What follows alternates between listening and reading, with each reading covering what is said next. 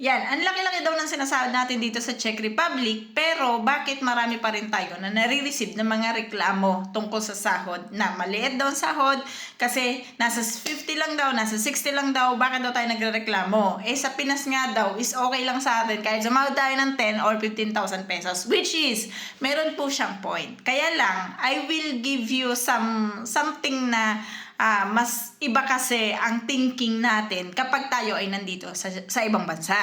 'Di ba? Unang-una po, nung ako po ay nasa Pilipinas, ako po ay sumasahod ng siguro sabihin natin nasa 20,000 pesos. Sabihin natin ganon. Ngayon, pagdating ko dito, sumahod ako kunwari ng nasa 70,000 pesos. Ang laki ng difference, 'di ba?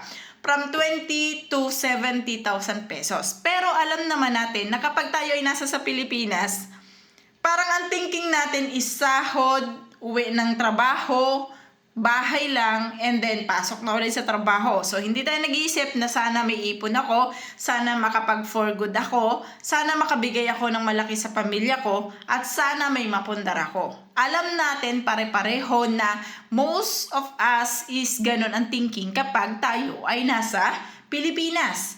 Alam natin yon. Kahit ako kasi, nagtrabaho ako, 6 years po ako nagtrabaho dyan sa atin sa Pilipinas. Pero alam natin na siguro nasa 5% lang yung mga nag-iisip about sa future. Kasi ako at that time, hindi ko talaga siya naisip na paano pala mangyayari sa akin after 10 years from now, 15 years from now, ano pala mangyayari sa akin. Kasi ang thinking ko, may trabaho ako. I'm okay sa trabaho ko. Kontento ako sa trabaho ko. Nakakabigay ako sa family ko. Nakakabili ako ng gusto kong bilhin. Nagagawa ko yung mga gusto kong gawin. Na-enjoy ko yung sarili ko. Pero, ang kaibahan po, kapag nandito ka sa ibang bansa, ito yung kaibahan niya na hindi nagigets ng iba. Ang kaibahan po, pag nasa ibang bansa ka, una, iisipin mo, paano ako kapag hindi na ako OFW? Paano ako makakapagpadala sa amin ng pera na medyo malaki? Kasi kapag nasa ibang bansa ka po, kapag nagpadala ka ng 10,000 pesos, alam natin na para sa kanila napakaliit ng 10,000 pesos. Kahit sumahod ka dyan ng 40,000 or 50,000 sa ibang bansa, kapag pinadala mo sa Pilipinas sa atin is 10 to 15,000 pesos. Ang thinking nila maliit dahil nasa ibang bansa ka. So, yun yung pangalawa. Pangatlo, iisipin mo ang future mo. Paano kapag tanda mo? Paano yung pag-invest mo?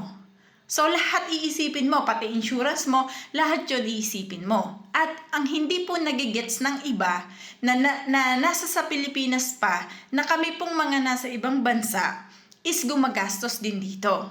Kunwari, kami po ay may average or basic salary kunwari dito sa ibang bansa na 50 or 60,000 pesos. Now, doon sa 50 to 60,000 pesos, doon pa namin kukunin yung pagkain namin. Doon namin kukunin yung bayad namin sa bahay kung nagbabayad kami ng bahay.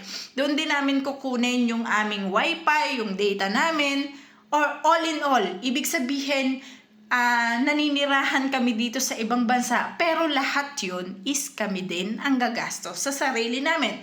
So kung kami po ay sumasahod ng 50 or 60,000 pesos dito sa ibang bansa, kunwari lang to, hindi lahat ganyan ang sahod ha, kunwari lang to, doon po sa 50 to 60,000 pesos, baka ang aming budget sa sarili namin doon is nasa 10 to 20,000 pesos.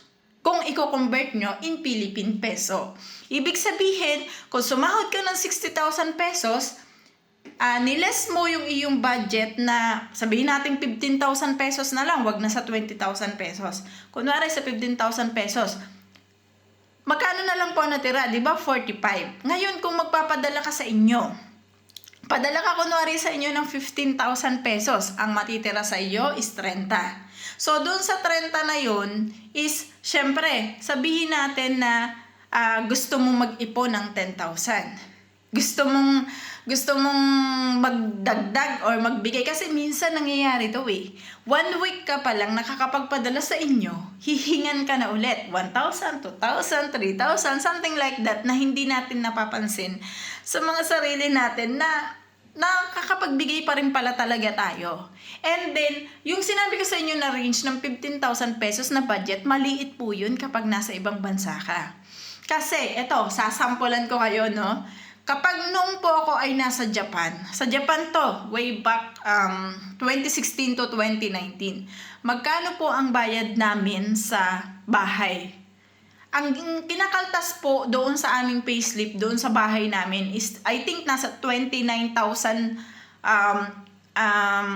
yen. So, sa 29,000 yan, ibig sabihin, 3 lapad yun. Magkano po ang value ng 3 lapad at that time? Nasa 4,500 po ang isang lapad. Noong panahon ko na yun, kasi medyo malaki ang yen nun. So, doon na lang natin i-compare. Way back 2016 to 2019, medyo malaki talaga ang napupunta po or nakukonsume namin as naninirahan kami sa ibang bansa. Kaya, yun yung mga bagay na hindi naiintindihan ng iba na nasa sa Pilipinas pa at hindi pa po nakakapunta ng ibang bansa.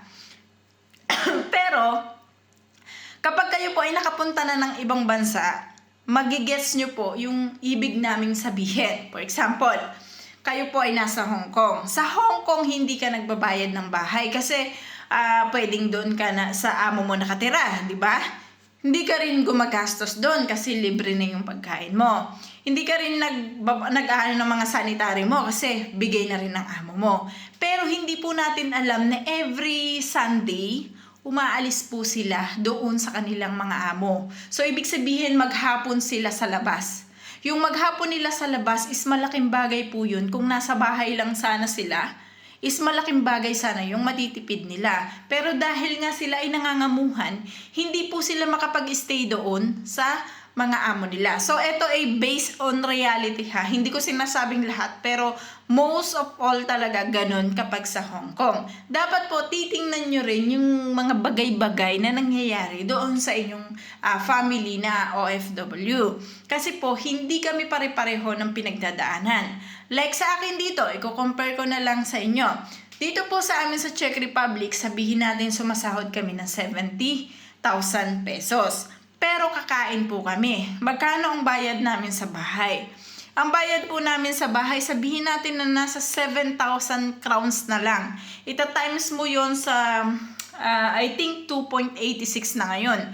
So kung i-convert mo siya into peso, napakalaki nang napupunta po sa bahay namin. Bahay pa lang yon.